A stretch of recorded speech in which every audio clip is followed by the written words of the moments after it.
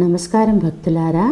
ఈరోజు మనం బాలకృష్ణుని అద్భుతమైన లీలల్లో ఒకటైన మన్ను తిన్న లీల గురించి తెలుసుకుందాము. ఈ చిన్న లీల ద్వారా శ్రీకృష్ణుడు తన దివ్యత్వాన్ని ఎలా చూపించాడో ఇప్పుడు వినండి.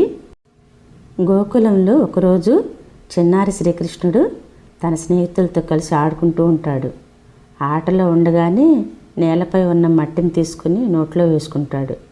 అది చూసిన బాలురు పరిగెత్తుకుంటూ వెళ్ళి యశోదమ్మ దగ్గరికి వెళ్తారనమాట. అమ్మా, కృష్ణుడు మన్ను తింటున్నాడు అని చెప్తారు. యశోదమ్మ వెంటనే కృష్ణుడి దగ్గరికి వచ్చి, కృష్ణ, నానా, నిజంగా మన్ను తిన్నావా అని అడుగుతుంది అనమాట.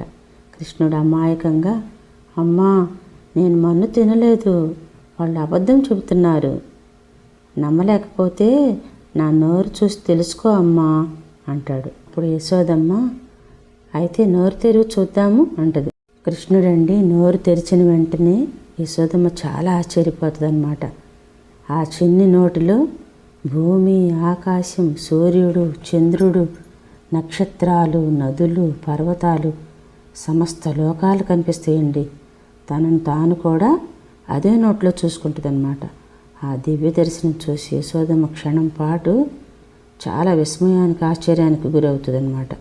కానీ వెంటనే కృష్ణుని యోగమాయ ప్రభావంతో మళ్ళీ తన కుమారుడిగా భావించి ప్రేమగా ఒడిలోకి తీసుకొని ముద్దాడుతుంది. నీతి ఏమంటేనండి, భగవంతుడు ఎంత గొప్పవాడైనా భక్తుల ప్రేమకు బంధింపబడతాడు. తల్లిదండ్రుల ప్రేమకు దైవం కూడా తల ఉంచుతుందన్నమాట. శ్లోకం చెప్పుకుందాము. వసుదేవ సుతం దేవం కంస చాణూరమర్దనం దేవకీ పరమానందం కృష్ణం వందే జగద్గురుం.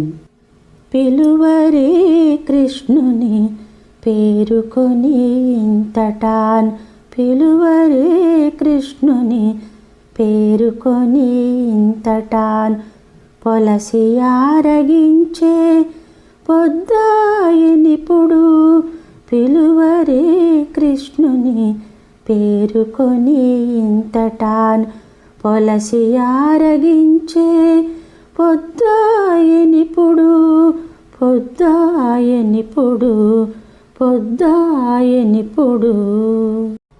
జై శ్రీకృష్ణ.